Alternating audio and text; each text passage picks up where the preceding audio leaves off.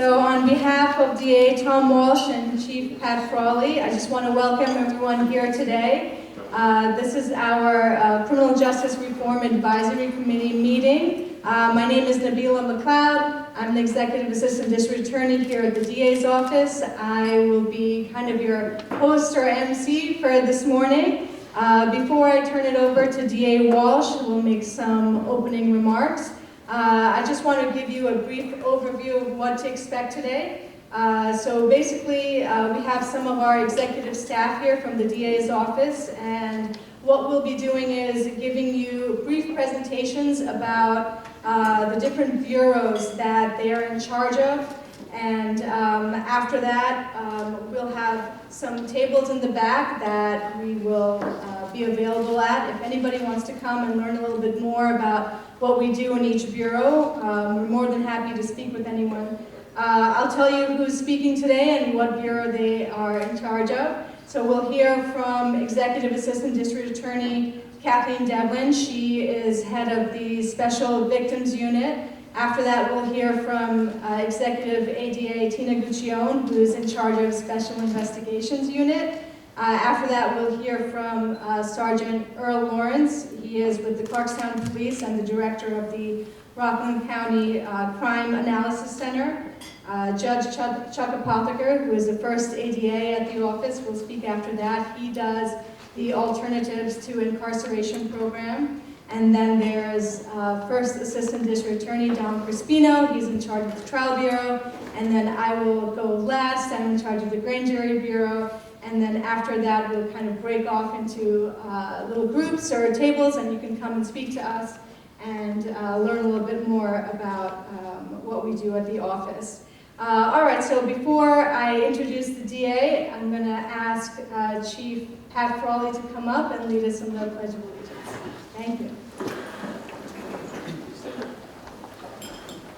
Pledge allegiance to the flag of the United States of America and to the republic for which it stands, one nation, under God, indivisible, with liberty and justice for all. Thank you. Okay, without further ado, here is the Rockland County District Attorney, Tom Walsh.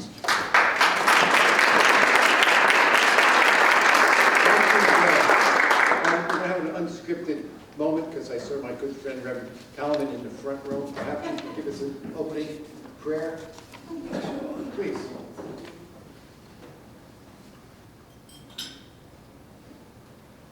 Good morning. Good morning. Would you kindly bow with me? Lord, we thank you for the blessing of this day. We ask, oh God, that you remove anything from us that causes us not to get closer to you. We ask, oh God, you bless this gathering. Let us be a support to the county, the community, and Tom Walsh, our district attorney, that whatever he does is his staff is pleasing in your sight. But Lord, thank you for this day, because truly it's a season of thanksgiving, and we must all be grateful for what you've done for us. Bless us and keep us in my prayer, and one who kept us. In his name, amen.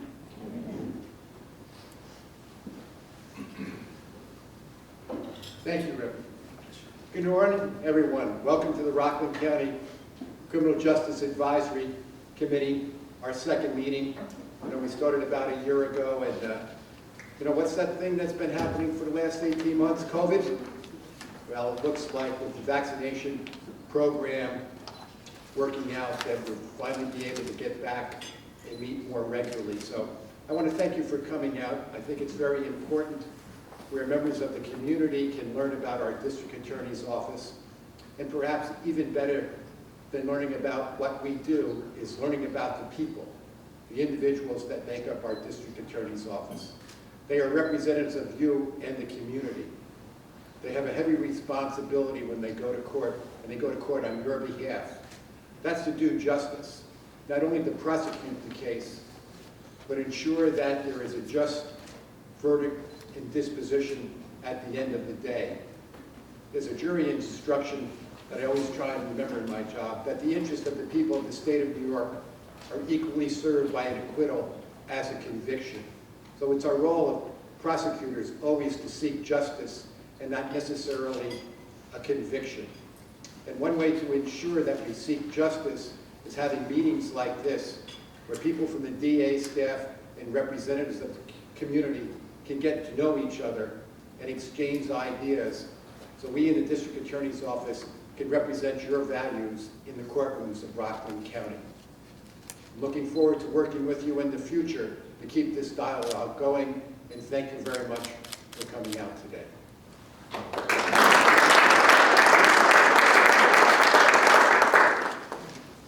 All right, so our first presenter is going to be Kathleen Devlin from the Special Victims Unit. So thank you so much for the wonderful introduction, Nabila, and thank you all for being here tonight and give us the opportunity to share with you members of our community a little bit about what we at the District Attorney's Office do day in and day out. So as Nabila said, I am the Executive Assistant District Attorney in charge of our Special Victims Unit. Now I know most of us have probably seen special victims on TV, but what we in the Rockland County District Attorney's Office do in the Special Victims Unit is a little bit more than that. So first I'd like to start out by explaining to everybody in Rockland County what we consider to be a special victims case. So at the Rockland County District Attorney's Office, the attorneys who handle special victims cases handle a multitude of types of crimes. First, we prosecute the physical and sexual abuse of children, crimes of sexual assault, crimes of domestic violence, human trafficking, internet crimes against children, as well against crimes against the elderly and vulnerable population. So our Special Victims Unit is staffed by 3 full-time attorneys, myself, as well as 2 senior assistant district attorneys. We handle the more serious crimes, what are called our felonies in the Rockland County Court. In addition to that, we also assist the local court ADAs in handling their lower level special victims cases in the justice courts. We have 19 justice courts currently in Rockland County. The most common type of special victims case that we prosecute in Rockland County is domestic violence. And as I'm sure everyone has come to know, as domestic violence has become a much more talked about thing than it had been in the past, these are some of the most difficult crimes to prosecute. And that's because of the multitude of obstacles and challenges that face a survivor of domestic violence. Now, as DA Walsh touched upon, we're all just slowly coming out of a global pandemic, and we're seeing what life looks like on the other side. Now, our partners in the community, such as service providers, organizations along those lines, they have reported that they have seen over 100% increase in reporting of crimes of domestic violence during the pandemic, while we were locked down, while everyone was stuck in a household together. We at the District Attorney's Office, as well as our local law enforcement agencies, we haven't necessarily seen that yet. And why is that? Some people are still unemployed, some people are still working remotely, not all of our children are back at school, but ultimately, these crimes were happening, and these crimes were happening more often. So we at the District Attorney's Office, and those of us in the Special Victims Unit, are slowly just waiting for that massive wave of these crimes to come in. So the Special Victims Unit is located not only in our new city office, but we have a presence on the Pomona campus at our Special Victims Center. It's not just our office there. We're also co-located with Child Protective Services, as well as the Center for Safety and Change. So Special Victims Center, what is that? Primarily, we function as a child advocacy center, but under DA Tom Walsh, we do much more in that building. We handle our domestic violence cases there. We meet our survivors of sexual assaults. And the theory is that's a much nicer, warmer place to come and speak about this awful traumatic event that's happened to you than perhaps being in the courthouse at the District Attorney's Office. Now, our Special Victims Center has multiple interview rooms. As I said, we have a presence on site with Child Protective Services, as well as representatives from the Center for Safety and Change, ready and willing to offer victim services. But We, in addition to that, also have a fully functional medical examination room staffed by members of the Westchester Institute for Human Development of Westchester Medical Center. And there we have the ability to conduct full examinations on children who have been sexually abused and have made a delayed disclosure.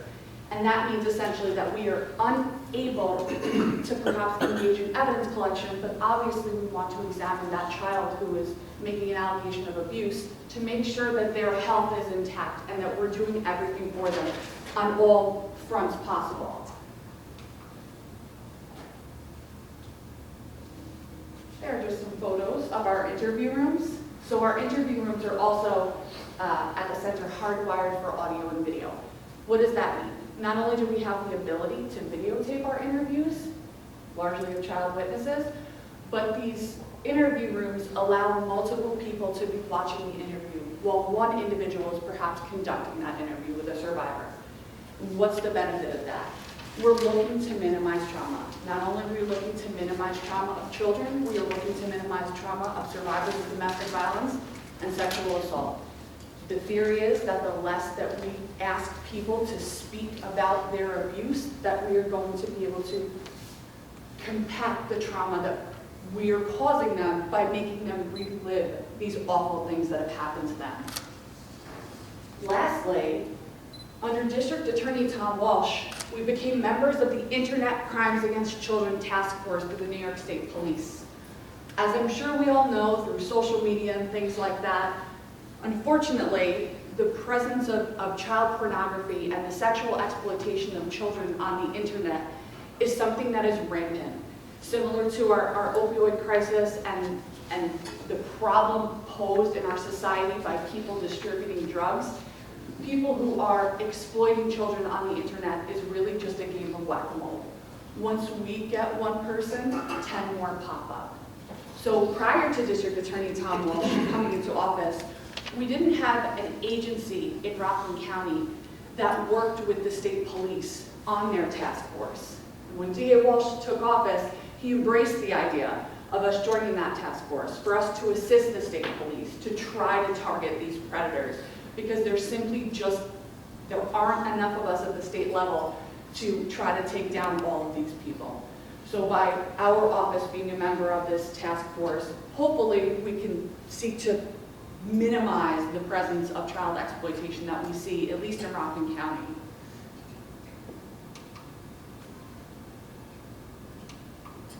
So that is pretty much in a 5 or 6 minute nutshell what we do in our Special Victims Unit. And I'd like to thank everyone again for taking the time to hear me out and just to talk about something that my office and DA Tom Walsh and Chief Frawley are so passionate about. Thank you so much. Tina Guccione, and I'm an Executive Assistant District Attorney for the Rockland County DA's Office. I oversee the Special Investigations Unit, and also in our unit is the Rockland Narcotics Drug Task Force. So I'm going to talk to you for a few minutes today about what we do and how we do it. The Special Investigations Unit is a little bit different from from some of our other prosecutions. So if there's a robbery or an assault, we're usually talking about a one incident kind of thing, a few witnesses. The Special Investigations Unit really focuses on grander, larger investigations. Our unit is really the collaborative effort of many, many different agencies. So we work closely with the Homeland Security, we work with different county agencies. You'll hear from Earl Lawrence later about our Crime Analysis Center. We work with them as well to do investigations. On staff, we have financial analysts, we have criminal investigators, and we also work with the Office of the Inspector General. So basically, our job is to do some more long-term investigations. The kinds of things that we investigate: public corruption, organized crimes, major financial crimes, large-scale criminal events, and crimes against state revenue where people are defrauding the state. So the way we go about doing it is through these collaborative efforts. One of the very important collaboratives that we have is with the Rockland Department of Social Services.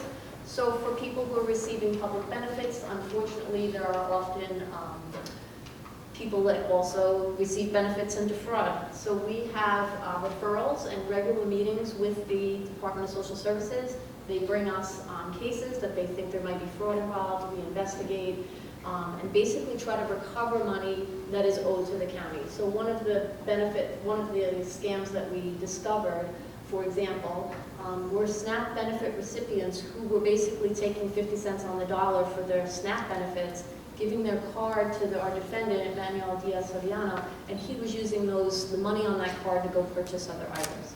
So that is currently a pending investigation. We've been able to work that out with social services, and we're trying to get the money back that was lost from social services.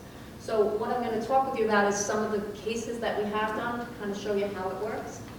Another collaborative that's really important for our office is our collaborative with the Inspector General's office.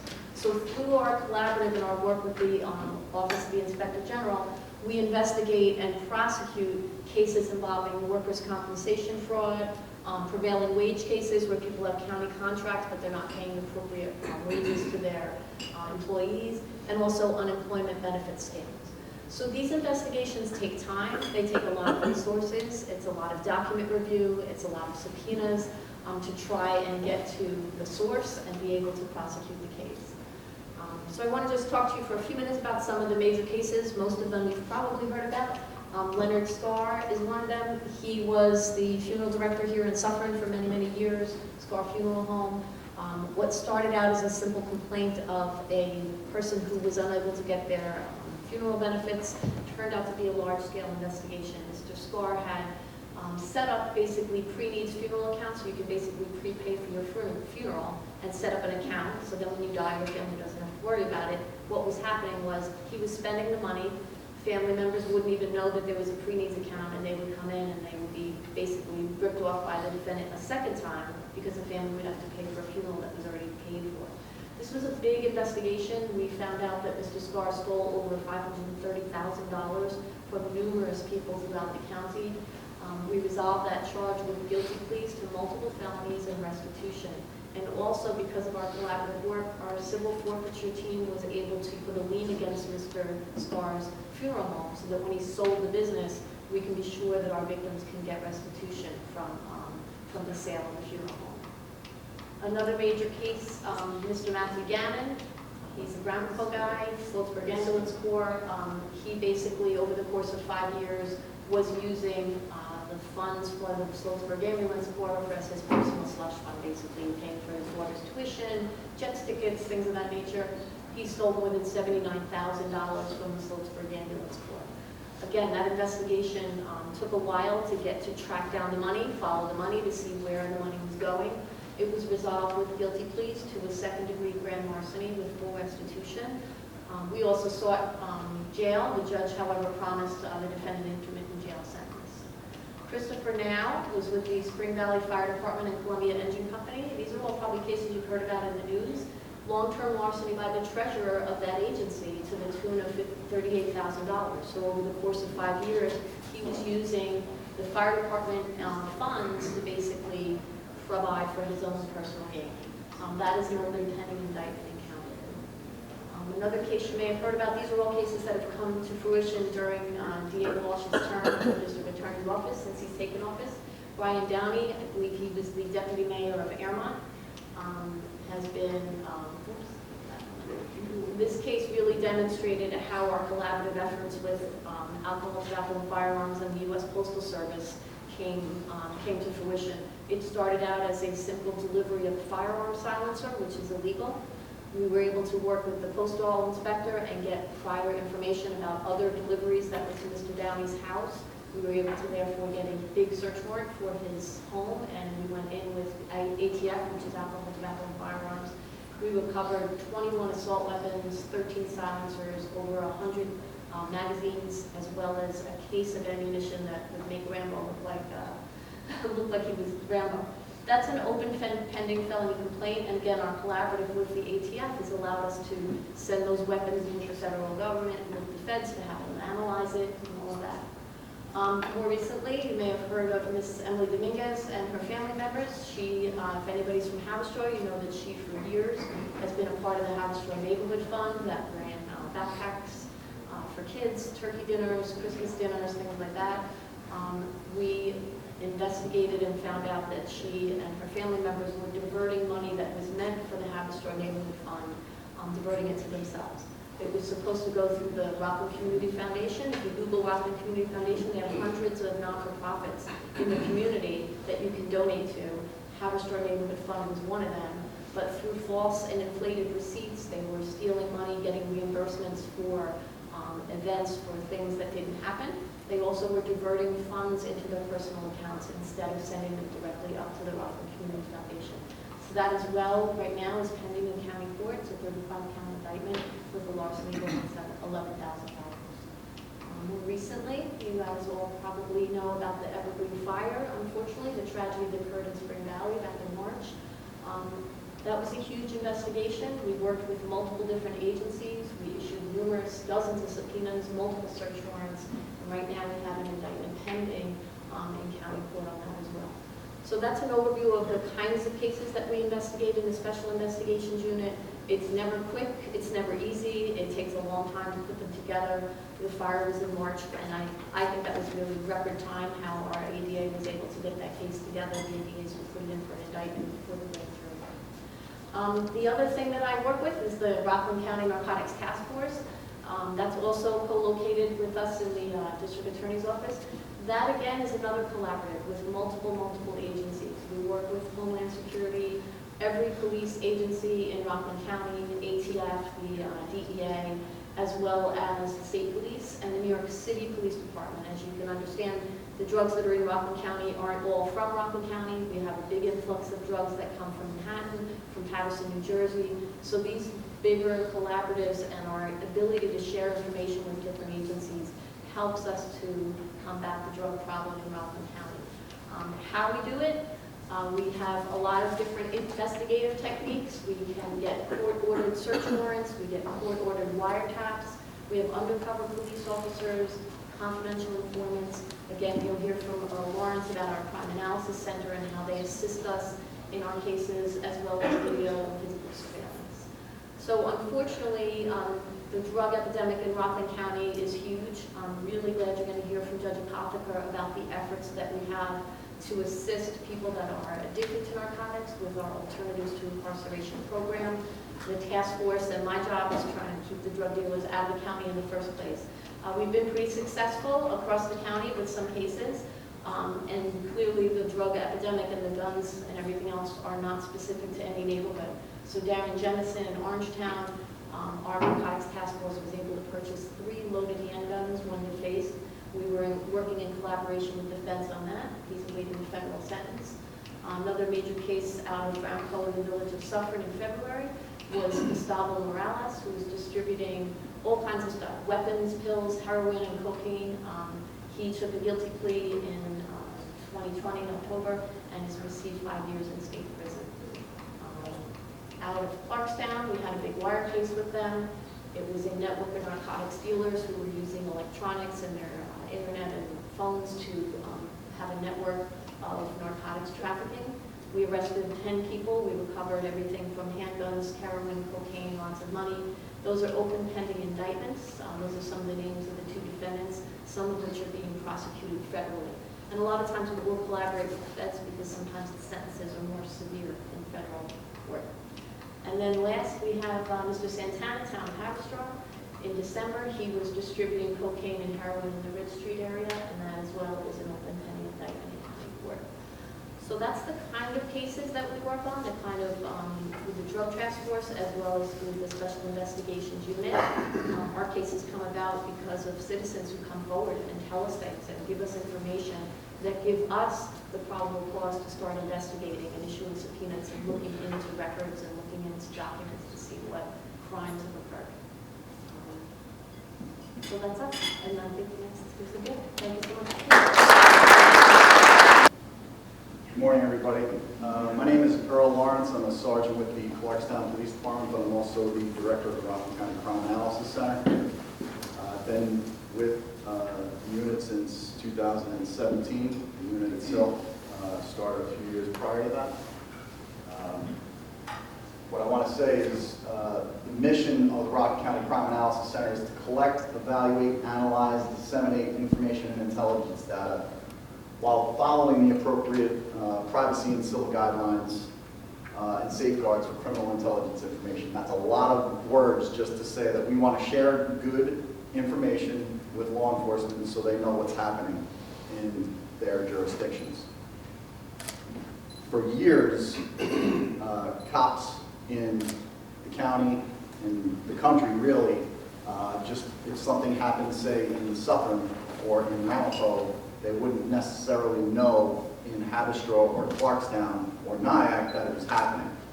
So we try to bridge that gap with information, sharing information. The idea really is to allow executive level chiefs and then prosecutors and then the cops on the street, allows them to do their jobs more efficiently, more effectively, and then putting bad guys and girls in jail. Our personnel, we have a couple of crime analysts and one drug analyst, which has become an increasingly vital part of our organization. We have an investigator and a supervisor.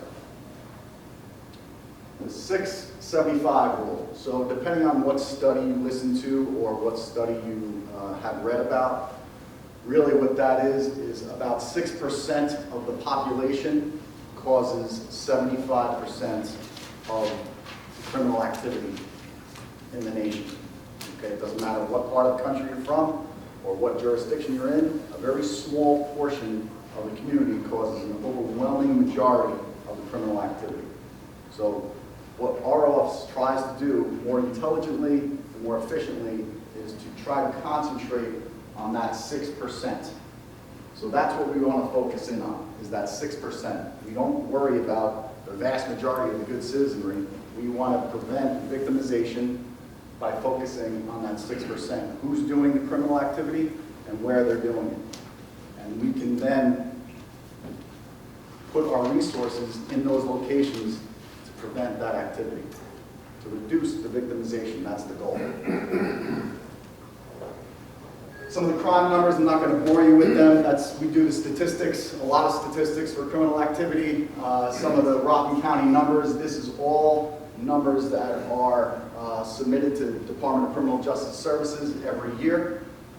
And you can see that each police department that is required by law to submit their criminal crime numbers every month.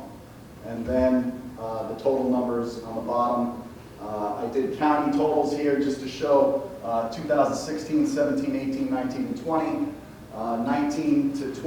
19 and 20 saw a gigantic leap in violent crime, specifically homicides, of the likes that we haven't seen in a very long time.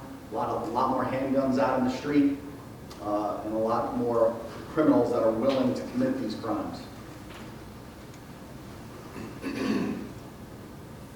So again, we started in 2014. The goal again is to reduce, disrupt, and prevent crime, and that is to prevent further victimization. That's really the goal. We have a partnership with New York, New Jersey, HIDTA. That HIDTA stands for High Intensity Drug Trafficking Area. It's sponsored by the Office of National Drug Control Policy. That analyst has become vital to me. She's like my right hand at this point. The information that she's able to provide I couldn't function in the office without that partnership. Tina had mentioned collaborative efforts, and that couldn't be more true than the collaborative efforts that we have with HIDTA. It's become vital. What we do every week, twice a week, we distribute an intelligence briefing for law enforcement. It only goes to law enforcement and to the prosecutors, so they know what's going on in the community at any one time, because not in the too distant past, something could happen and the prosecutors would never know about it because it was in a separate database only available to certain police officers. So now we try to bridge that gap again to make everybody really on the same page to just allow them to do their jobs a little bit more efficiently and more effectively. So approximately 3,500 police reports in the county. That's a very low number actually. I lowballed it. It's probably closer to over 4,000. Again, our office monitors the narcotic and opioid overdose activity, and we provide statistics.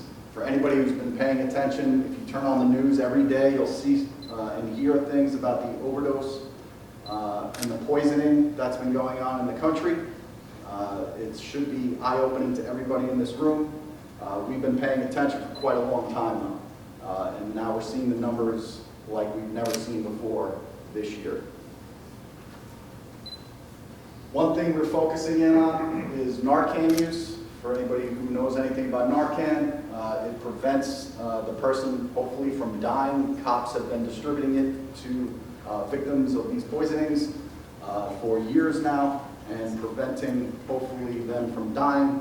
The thing that we've discovered is that the people who are getting Narcan, about 15 to 20% of those eventually end up dying from another overdose later on. Doesn't mean they're going to die next week or next month, but eventually we did an analysis, and we can see from the data that about 15 to 20% of the people who overdose at least one time and have the Narcan will eventually end up dying. So what can we do more efficiently, more effectively, is concentrate. We know we can try to concentrate on those 15 to 20% and maybe save their lives. We provide technical case support. Some of the cases that Tina mentioned earlier, we worked on pretty much every one of those in the background. Not a lot of sexy work. It's all behind the computer, doing due diligence on all of the criminal activity. We engage with all the crime analysis centers in the state, in the county, in the region, I should say, along with New Jersey and NYPD Intel. We have a partnership with them, really proud of. This year, due to the efforts of District Attorney Walsh, we have a partnership this year with FinCEN, which is the Financial Crimes Enforcement Network. After several years of trying, we finally were able to accomplish that this year. It just allows for our investigations of those financial crimes, those deep, big financial crimes that Tina was mentioning earlier. It allows really to make it more efficient, and that's something that's going to be great for the county going forward. Tip 411, we're talking about the public being involved in their community. Everybody in this room has one of these, unfortunately, maybe two. Some people maybe even three, scary enough as that is. Everybody has a phone, and what the district attorney thought that we should have an app to have the people be able to report criminal activity, and they can do it anonymously if they wish. They can leave their name if they want to, or they don't have to, and they can do it anonymously. It's an app on your phone that you can get in Google Play in the App Store. It's called Rockland Code DA. I have some business cards and flyers for anybody who's interested in it. It's been a pretty good success, and those tips are then forwarded to the prospective investigative bodies that the criminal activity is being reported. And it's just a way for people to feel comfortable about engaging with law enforcement if they're apprehensive about it at all. But they see something that's not right, they want to report it, they can use this app to do it. And they can do it in real time. They can send video if they want, they can send pictures, and again, it's all anonymous. Going back to our overdoses, I've spoken on this topic a lot over the past year or two. Again, the numbers are, I'll show you in a moment, going through the roof. No area of the county, this is as of the 16th, so a few days ago, this is the OD map, every overdose in the county for this year. So not any part of the county is immune from narcotic and opioid abuse. Not any community. So it's all over. The fatals, the non-fatals, every single one is on that map, and every jurisdiction is in there. We're up in deaths this year alone. This year alone, we're up to 56 people dead. We're up 33% over last year already. We have another month and a half left. We're going to be over 60, unfortunately. 22% of total overdoses up as well. So we're saving more people with the Narcan, which is great. We've been doing that. We've been doing a good job there. So now we have to focus on maybe preventing them from being this statistic here.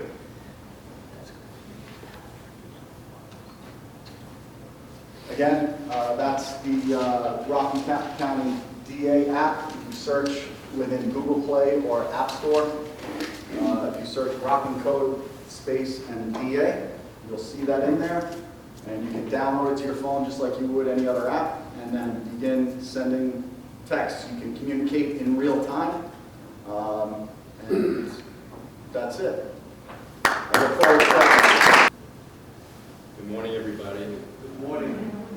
Charles Apotheker, First Assistant DA in charge of the Alternative to Incarceration programs. In a prior life, I was a drug court judge for 10 years, felony drug court judge, and also a misdemeanor drug court judge. Yeah. Oh, here it is.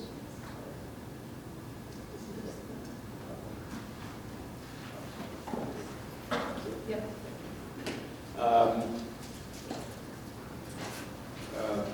Tina and Director Lawrence talked about the supply side of drugs. My area is the demand side. And as far as I'm concerned, if there was no demand, we wouldn't have to worry about the supply. You could have a ton of cocaine sitting on that table and everybody would ignore it. So what drives the supply is the demand. And what we're trying to do in the alternative programs is to decrease the demand by increasing the ability of people to get clean. And Tom Walsh, DA Walsh, when he brought me into this, told me that he shares that same vision of giving people a chance who are accused of crimes because of their addiction, because of mental health issues, have a chance to turn their lives around and get clean, and we're very accommodating to those people when it comes to a sentence. And so I'm going to go through some of the programs that we have. These numbers went up since the last time we did it. Went up to 56 dead, and all of the resuscitations and so on. And we have a terrible epidemic. There's no question about it. Yesterday, there was a president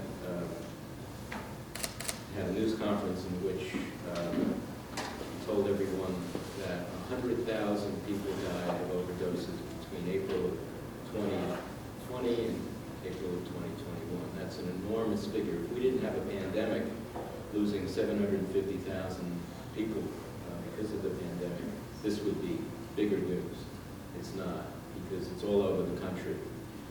If anybody really wants to see why this happened, there's a show on Hulu called Dope Sick,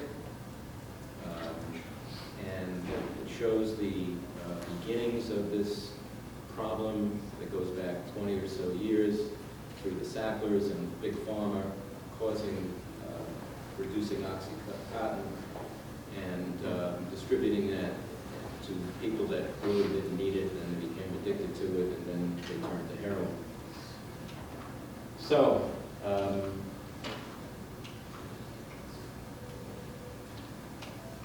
there we go. Felony drug court.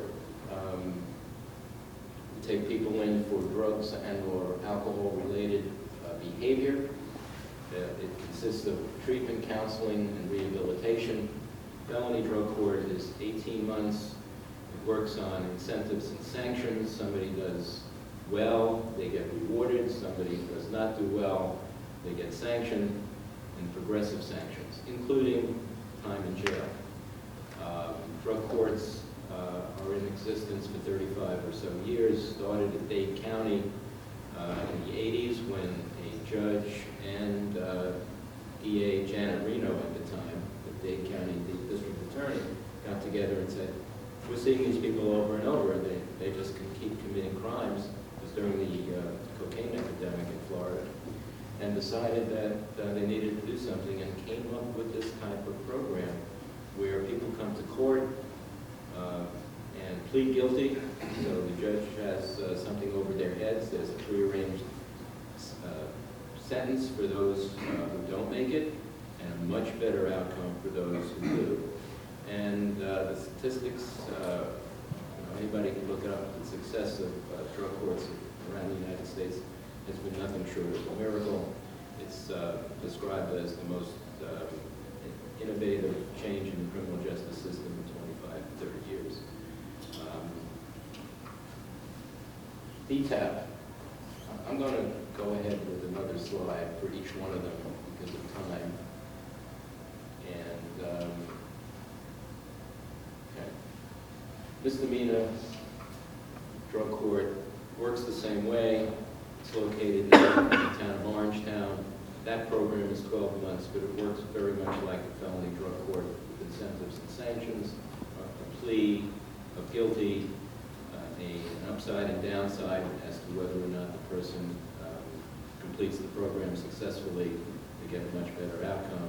If they don't, they do a year in jail. Consists of treatment, counseling, and rehabilitation. People have to be in treatment for a period of time.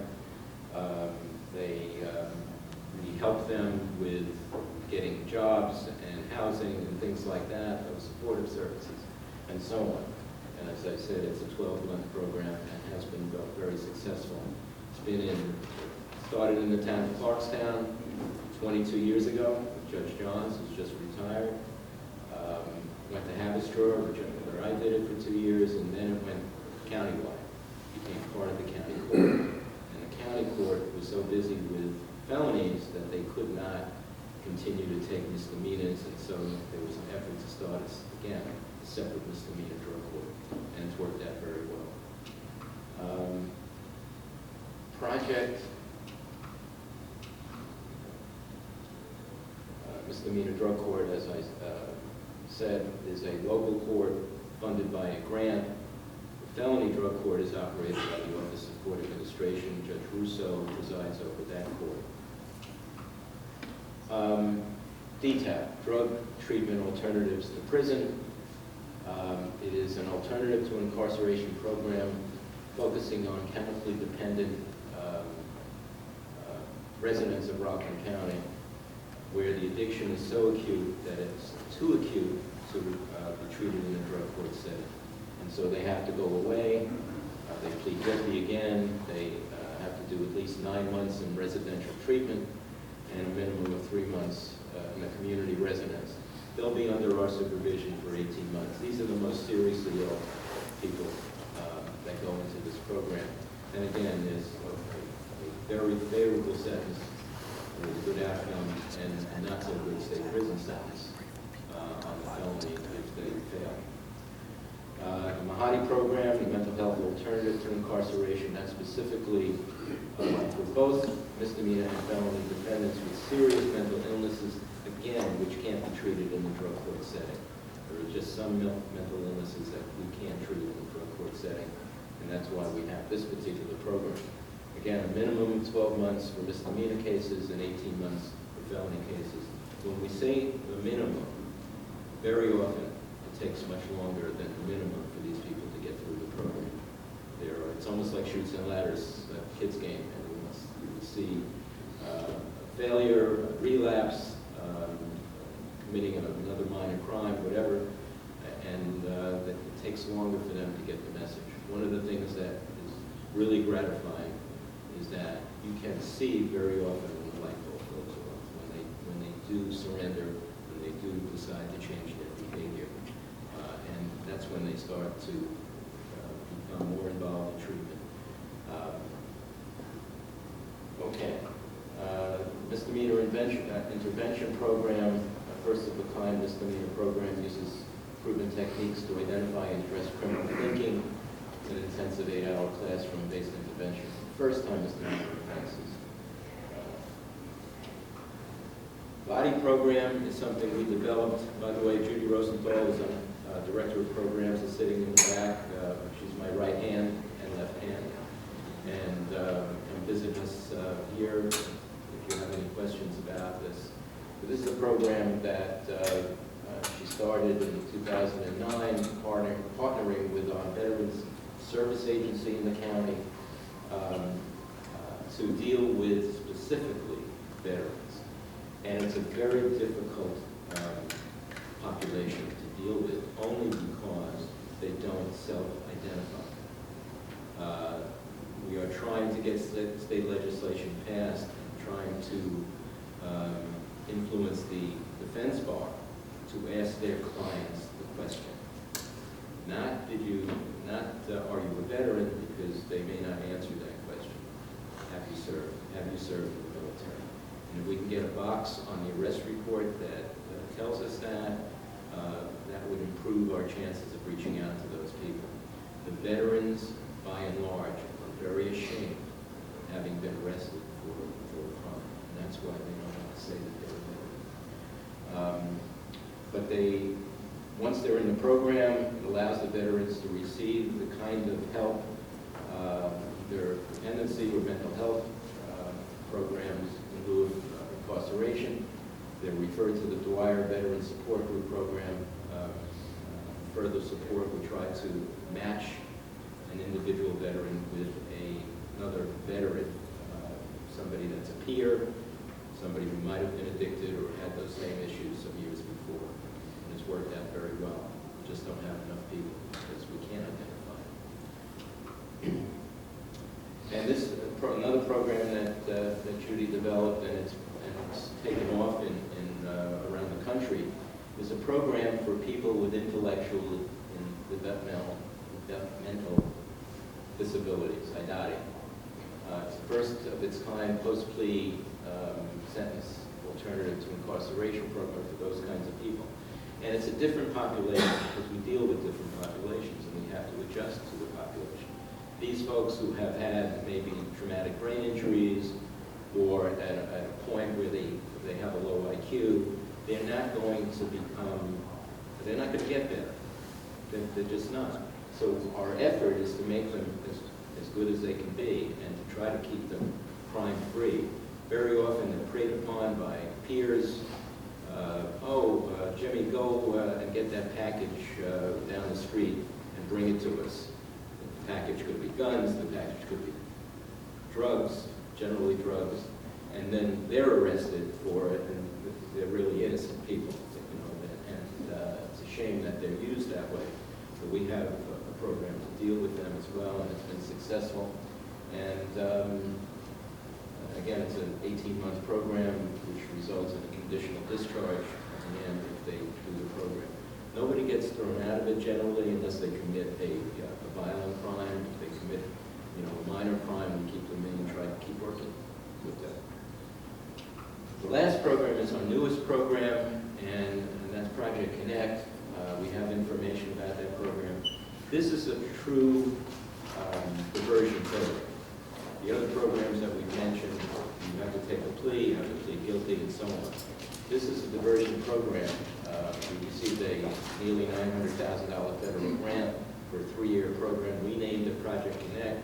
All over the country, they call it LEAD programs. That's how they're known. But each particular jurisdiction has a different name for it. Staten Island, I think it's Project Hope. The program offers a pathway to substance treatment immediately following arrest for Rockland residents charged with certain misdemeanors. And for those who successfully engage in treatment for a period of time, the charges are withdrawn, and there's no record of the arrest. And so what happens is, it started in Clarkstown. We moved it also to include Orangetown, and start in Ramapo very soon. And people who are arrested for these minor misdemeanors are given an interview with the police officer, the arresting officer, the sergeant. They ask them a number of questions to determine whether they have a drug or alcohol problem. And then a peer is called from Rockland Council on Alcoholism. They will come to the police station, sit down and talk to the person under arrest, and tell them about the program, which is that if you get first an evaluation, the DATOP will do those evaluations almost immediately. If not immediately, then the next day or two. You agree to have the evaluation, and the evaluation confirms that you do have a drug or alcohol problem, and agree to go into outpatient treatment for at least 30 days and stay in it for 30 days. The case never sees the light of day, and the arraignment is adjourned. So those are some of the problems, some of the ways we're trying to deal with demand. We're trying to get people out of this pattern of relapse, and to get them healthy, get them working, becoming tax-paying citizens rather than welfare-receiving citizens. And it is great for the community. It provides more safety to the community. And although some people think that this is snowflakes and so on, it's not. This is serious stuff. We're trying to deal with people who have had long-term addictions in many cases. And we're successful in many ways turning lives around. And that's what's important. So we're going to be in the back, and if anybody wants to come and see us and talk about any of these programs, we'll be happy to speak to you. Thank you. Okay, good morning. My name is Dominic Crispino. I am a First Assistant District Attorney here in Rockland County, and one of the bureaus that I'm in charge of is the Major Crimes Bureau, the Major Crimes Unit. Been doing that for a couple of years. Previous administrations, we weren't so busy. As I'll get into in a couple of minutes, we've had quite an uptick in violent crimes, and specifically homicides, and I have my ideas as to why that is, but I'll say that for the back later on. So what is major crimes? Basically what it says, we deal with the major crimes, the major violent felonies in Rockland County. We handle all of them in Rockland. We mentor other assistant district attorneys. We try to bring them along and try to help them. Maybe they can be in our unit eventually, or maybe they can handle their cases better with a view of a case enhancement. We prepare cases, we prepare investigations with the police officers, with other ADAs, and sometimes with other jurisdictions as well, other district attorneys' offices. We counsel, we advise, and that's, we advise our attorneys, we counsel and advise police officers on certain investigations as well. And most importantly, and what DA Walsh and Chief Frawley have implemented, is we provide crime scene assistance, specifically on homicides. We go out to, I'll get to it in a little bit, we go out to every single homicide scene. We're there sometimes within minutes of a homicide, and we start and help in the investigation immediately. So we're staffed with the most seasoned and experienced prosecutors in the office. Obviously, we're not going to put someone right out of law school into this unit, although they might want to be. We do see some, I don't want to say, it's not interesting crimes. I don't want to say cool because it's not cool to the victims, obviously, but very interesting crimes, things I never thought I'd see in my life, things that I'm shocked that are in Rockland County, to be quite honest with you. All of our assistants in the unit are accustomed to dealing with complex cases. We have pressure-filled duties, as you can imagine. We perform our work any hours of the night. We're on call, I'll get to this, we're on call 24/7 just in case of a homicide or a serious crime we come out for. We have amassed a wide range of experience in the law in every aspect of the case. We're familiar with DNA, with psychology, with ballistics, and so forth. We're committed to representing our county against the county's most dangerous criminals. And the function of our investigative bureau is we investigate and prosecute, like I said, the homicides, the violence, the robberies, the burglaries, the gun violence. The gun violence in Rockland County, to me, is at an all-time high. It's the youth that have these guns, and I'll get to the numbers in a little bit. The numbers are insane of the homicides we have recently for Rockland County. Again, we prosecute the most serious crimes. We assume responsibility for these cases right from the get-go, and we handle it right through the commencement. We handle it through through trial. And we have what's called a vertical prosecution, where we're keeping the case, we're in the beginning to the end. Instead of somebody indicting a case and then giving it to someone higher, we try to keep the continuity. Again, we're on call 24/7. In addition to maintaining a full caseload, we direct some homicide investigations with the police officers. Like I said, our duties are typically in the late evening, early morning hours, as you can imagine. People aren't committing violent crimes usually in daylight, so they wait till it gets dark and when we're all sleeping, which is fun for us. Again, we work hand in hand with the police officers, and what we've seen is we're achieving enormous success in this new model that Tom has implemented. Enormous success with working with the police officers right on the scene, literally on the scene. They may think something's not important for prosecution, but if we're on the scene and we can say, hey, take a picture of that, grab that as evidence, that has been enormously successful for us. And our primary mission is case enhancement, and that we are achieving that goal. I've already said this before. Sometimes we work as a screening mechanism. We may distribute our case to a different bureau. We work hand in hand sometimes and assign cases to other bureaus like the Special Victims Unit. It could be a rape homicide, which we've had before, and we'll work with the Special Victims Unit as well. Our goals are quite simple. Like I stated before, it's case enhancement. It's to provide the most efficient and best possible prosecution for the citizens of Rockland County. It provides to provide uniformity throughout these cases and investigations. And like I said, we're responsible from the beginning to the end of the case and take an active role in our investigations. Those are basically our goals. Now, since, and I have up there 2019, I know Tom didn't take office until 2020, but we are still working on homicides from 19 that we're still holding because the pandemic stopped the trials. So our solved homicides since 2019, those are them. That's a lot. We are currently prosecuting every single one of these cases right now. There was a time when the Major Crimes Bureau was just myself, years ago before Tom took office. I was by myself. The best part about it is I could have a meeting anytime I wanted. But the uptick in violent crime has just exploded. So we now have a lot of seasoned prosecutors in the unit. These are the unsolved. This is to me what's the most frightening thing, and there's reasons why. I happen to believe that some of it is because of discovery reform, where we have to disclose witnesses' names, addresses, and phone numbers right away to the defense attorneys and to the defendants.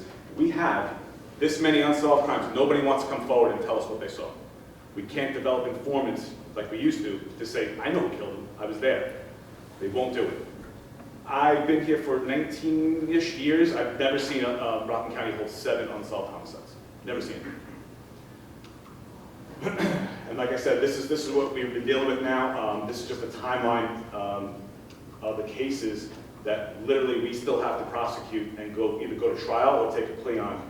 And this is the top is all the solved homicides since, again, late 2019 that our unit is currently prosecuting. The bottom, again, is the unsolved, and when you see the chart this way, I think there's one more. Nope. That's quite staggering for Rockland County, New York. And we have to try probably almost every single one of these cases. So again, pending homicides and attempted homicides, we have 12, and the 7 unsolved. And we've only been able to close 4 attempted or actual murders since 2020. And that is it for me. Thank you. So I'm the last presenter before we kind of break off into groups, or we'll be in the back and anyone can come and ask us a little bit more about our presentations today. So Dom is setting it up. I just want to thank everyone again so much for coming out. I mean, it's been a very crazy year, and we hope everyone's families are safe and everything.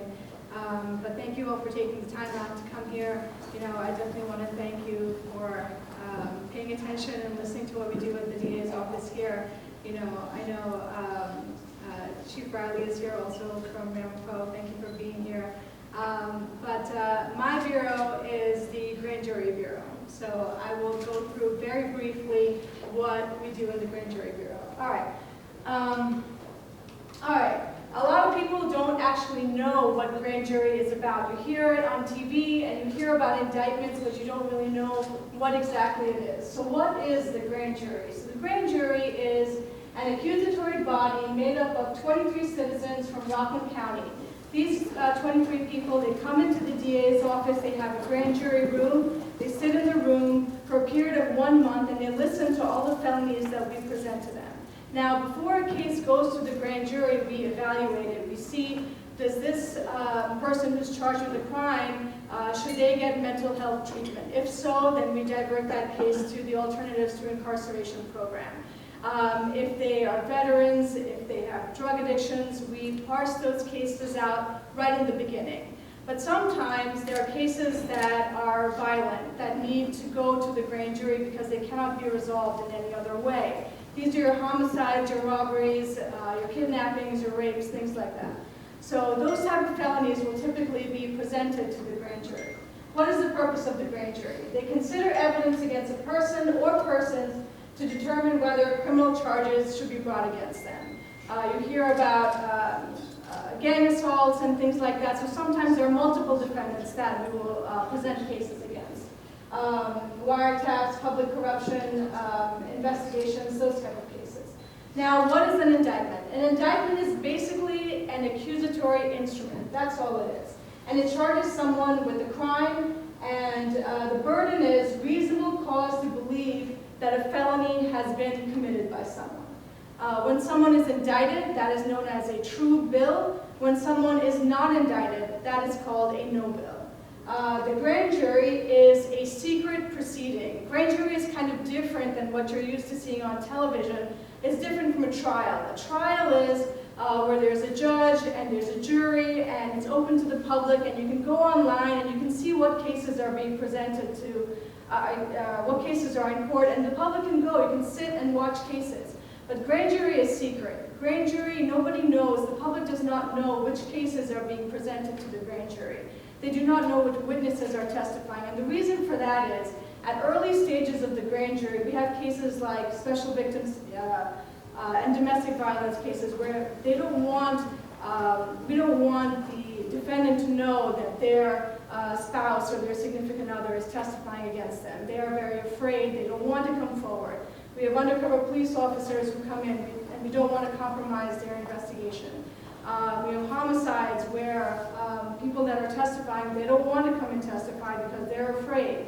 For those reasons, grand jury is secret. There are some differences, like I said. There are 23 jurors. On a trial, there are 12 jurors. In a grand jury, there is no judge present for a grand jury. We are the legal advisors. The assistant district attorneys have to make sure that the evidence that is presented to the grand jury is proper, and a judge reviews that, and the defense attorney and defendants will review that as well later. But at a trial, obviously, there is a judge. Grand jurors are free to ask questions. In a trial, the jury, they don't ask questions. They will just listen and take in information. But if some witness wants to testify, grand jurors can ask them all the questions they want.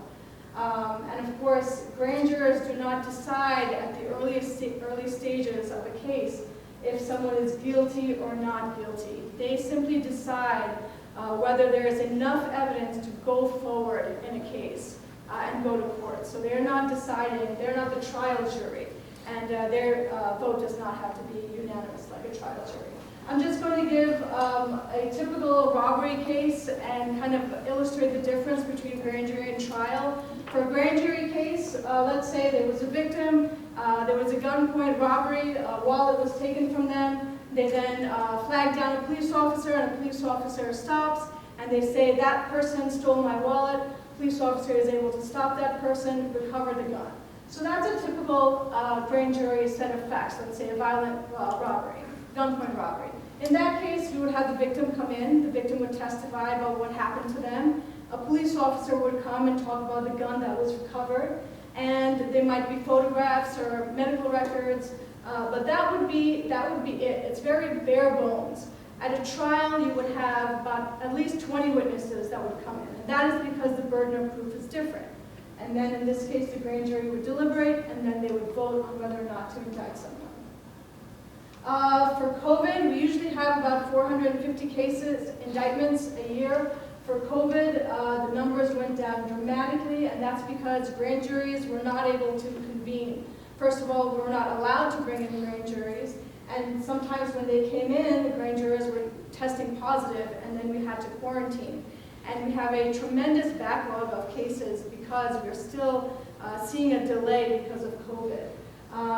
We had to change where we had held grand juries because we couldn't comply with the 6 feet requirement and all the safety measures. Grand jury is obviously a vital role in our criminal justice system. Whenever a new grand jury is impaneled, DA Walsh comes in and he speaks to all the grand juries. He tells them that the grand jury is the guardian of the courthouse gates. They decide who gets indicted and who does not get indicted.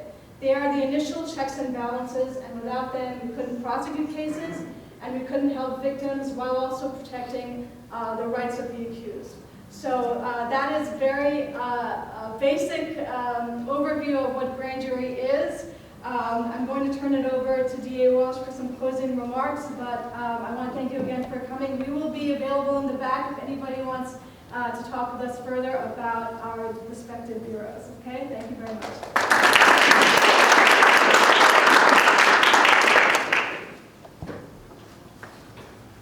Well, I think we're very lucky in Rockland County. Look at the fine staff that we have in our district attorney's office.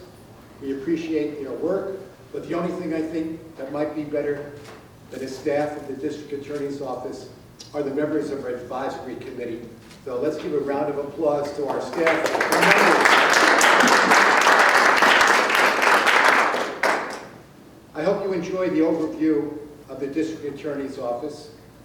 We meant it to be an educational process, but we want the members of our advisory committee to be ambassadors, to be a two-way street between the DA's office and members of the community. With a little knowledge about what we do, perhaps we can reach a better understanding of the affected communities in Rockland County to fulfill our main responsibility, as I had mentioned before, that is to do justice. Justice to the defendant, justice to the victim, and justice to our community as a whole. That may need prosecutions. That may need assistance to victims. That may need alternative to incarceration, where we help people that perhaps are defendants and victims at the same time. To achieve this goal, we need to have the community work with our district attorney's office, work with our police departments. We thank Chief Riley from Ramapo for being here tonight, so we can all have this better understanding. And one of our unsung heroes in our district attorney's office, who I hope everybody can give a big shout out, is for Chief Assistant Pat Crowley.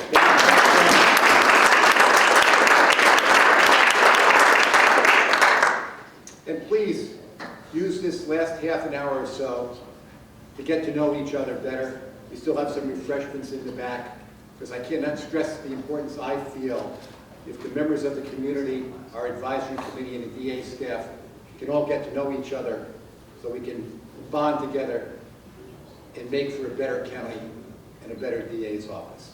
Thank you for all coming.